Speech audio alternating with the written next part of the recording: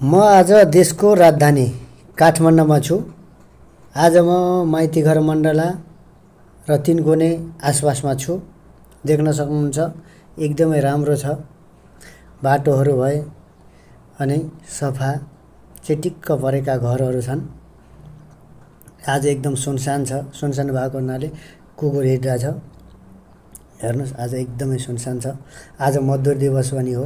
मजदुर दिवसको सबैजनालाई धेरै धेरै शुभकामना छ सम्पूर्ण मजदुरहरूलाई।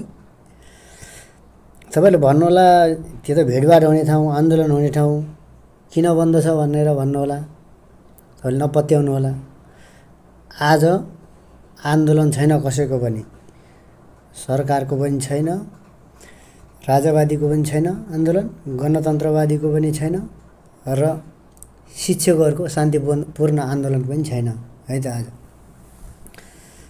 विगत 1 महिनादेखि शिक्षकहरू आन्दोलनमा हुनुहुन्थ्यो, जसले गर्दा सम्पूर्ण स्कुलहरू बन्द थिए, पठन पाठन हुन सकेको थिएन। हिजो सरकार र आन्दोलनरत शिक्षकहरू बीच वार्ता भयो र कुरा मिल्यो उहाँहरूको, र आन्दोलन स्थगित गरेर उहाँहरू आफ्नो कार्यक्षेत्रमा फर्किसक्नु भएको छ।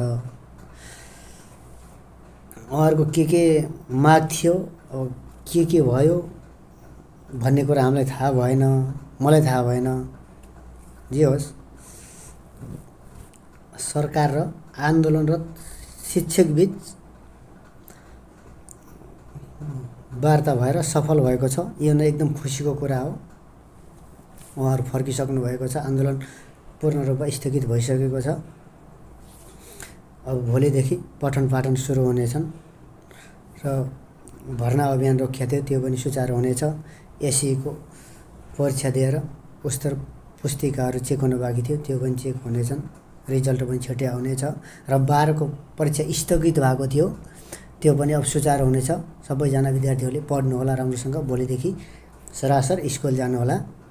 र शिक्षक र सरकार बीच के भयो र कुरा मिल्यो भन्ने हामीलाई थाहा भएन।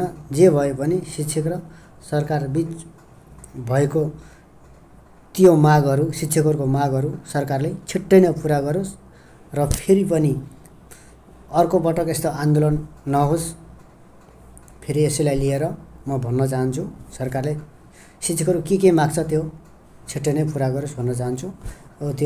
त्यो तीनकुने जाने बाटो, उतातिर प्रधानमन्त्री कार्यालय सिंहदरबार जाने बाटो हो।